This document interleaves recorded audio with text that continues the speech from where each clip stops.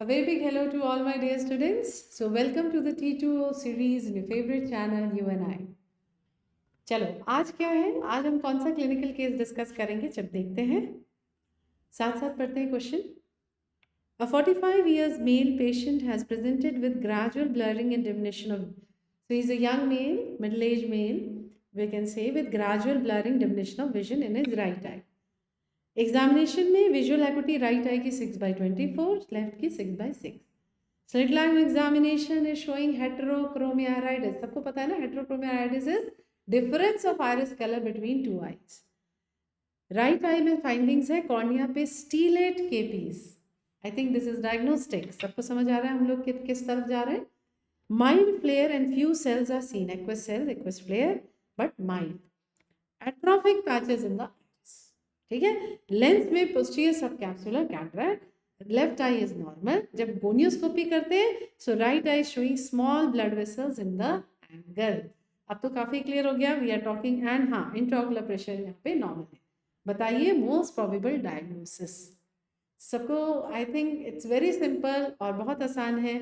Diagnosis हो गई हमारी फ्यूज हेटेरोक्रोमिक साइक्लाइटिस. ऐसा क्यों कह रहे हैं हम लोग?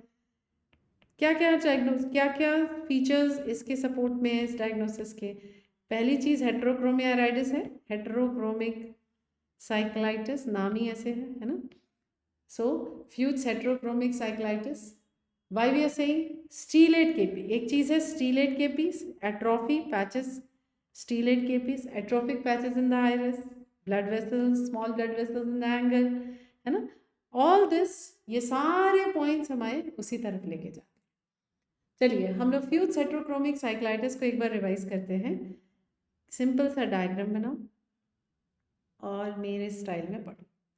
जब हम कहते हैं हेटेरोक्रोमिक साइक्लाइटिस, सबसे पहली चीज दिमाग में याद रखो, ये एटिपिकल एंटी यूवेइटिस है. हम क्यों कहते हैं एटिपिकल? बिकॉज पेशेंट को वो जो 5 fingers uveitis, pain, redness, photophobia, blepharospasm, discharge, ये बहुत मिनिमल है या कम है या नहीं है. ठीक है. इसलिए हम इसे एटिपिकल कहते हैं कि एक एंटी यूवेइटिस का मरीज जिस तरह से प्रेजेंट करता है ये वैसा नहीं करता. इसलिए हम इसको लर्न करते हैं एटिपिकल एंटी यूवेइटिस.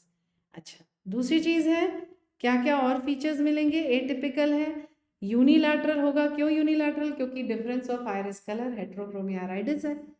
कौन सी आंख में डार्कर है, कौन सी लाइटर है? इन्वॉल्व आई जिसमें यूवेइटिस है वो हाइपोक्रोमिक होती है. हाइपोक्रोमिक मतलब उसमें आइरिस का कलर हल्का है. ठीक है. तो हेटेरोक्रोमिया आइरिस याद रखनी है ये पॉइंट. अब हम लोग इसको डायग्राम के थ्रू याद रखेंगे तो कभी नहीं भूलेंगे. मेक अ डायग्राम, 1 बाय 1 पढ़ो. माइल्ड सेल, माइल्ड फ्लेयर तो हो गया. मेनली यहाँ पे स्टीलेट केपीस, पहला इंपॉर्टेंट पॉइंट. दूसरा इंपॉर्टेंट पॉइंट क्या है? HI, हेटेरोक्रोमिया आइरिस, यहाँ लिखो. Then they can be blood vessels in the angle, ये लिख सकते हो. और क्या लिख सकते हो? पोस्टीरियर सब कैप्सुलर कैटरैक्ट मिलता है इसमें, PSC. और हमें नहीं भूलना है atrophy in the iris. Iris atrophic, can you see this? ये आपको स्लाइड यही दिख रहा है यहाँ पे, atrophic patches of the iris. इसकी वजह से एक और पॉइंट नोट करो, नो पोस्टीरियर साइनिकिया. पोस्टीरियर साइनिकिया इस कंडीशन में नहीं होगा. और लास्टली याद रखो, क्योंकि इसमें ये सारे सिम्टम्स नहीं हैं, ज़्यादा रोल नहीं होता है स्टीरॉइड्स और साइक्लोपेजिक्स का, तो यहाँ लिखेंगे no role of steroids and cycloplegics. अब सारे इंपॉर्टेंट पॉइंट हमें इस डायग्राम में मिल गए. No role of steroids and cycloplegics. अच्छा, ऐसा क्यों कहते हैं हम लोग? बिकॉज जनरली ये सारे, मैंने बोला ना एटिपिकल यूवेइटिस है, तो हम लोग करते कैसे ट्रीट है? हमारे पास मरीज जब पेन नहीं है, रेडनेस नहीं, कुछ नहीं, तो आएगा थोड़ी. तो हमारे पास पेशेंट कब आता है? जब उसको, उसके विजन कम होती है, कुछ प्रॉब्लम होगी, तभी तो मरीज आएगा डॉक्टर के पास. तो जब प्रॉब्लम कब होगी? जब कॉम्प्लिकेशन होंगे. तो मेनली मरीज कब प्रेजेंट कर रहा है? जब कॉम्प्लिकेटेड कैटरैक्ट हो जाए, दैट इज PSC, या फिर ग्लाकोमा हो जाए, सेकेंडरी ग्लाकोमा. मेनली ये दोनों आपको याद रखना है. ठीक है. तो इसलिए ट्रीटमेंट क्या होता है? Management of these complications. बस आपको ये समझना है, it is management of these complications. अच्छा, अब अगर आपने ये सारे पॉइंट्स मेरे साथ रिवाइज कर लिए, और कौन सी कंडीशन है जो एटिपिकल यूवेइटिस होती है, जो आप लोगों को पता होनी चाहिए, जो हम लिस्ट पढ़ते हैं उसमें याद रखना, JRA, जुवेनाइल रूमेटॉइड आर्थराइटिस. ठीक है. अगेन उसमें भी उस बच्चे को ना पेन है, ना रेडनेस, ना फोटोफोबिया, ना रेडनेस नहीं होती, इसीलिए JRA को और क्या बुलाते हो, वाइट यूवेइटिस भी बोलते हैं, क्योंकि आंख सफेद होती है। ठीक है, ओके। अब बताओ ये क्या है, बहुत इंपॉर्टेंट, ये भी क्वेश्चन आता है आपके एग्जाम में। जब आप पैरासिम्पथसिस करते हो, यानी थोड़ा सा एक्वस आपने एंटीरियर चेंबर से जब बाहर निकाला, प्रेशर कम हुआ, तो क्या हुआ, वो जो ब्लड वेसल्स थे ना एंगल में, वो ब्लीड करते हैं।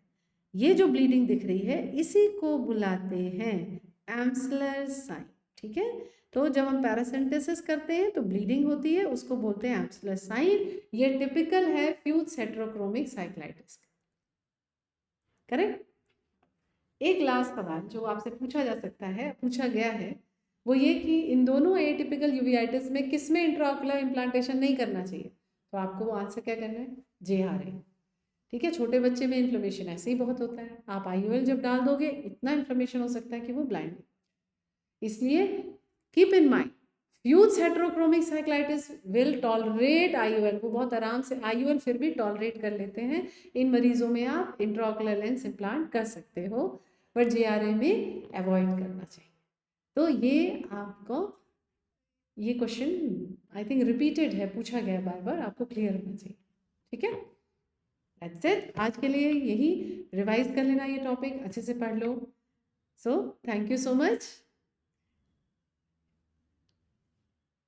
Thank you so much, stay blessed and keep smiling.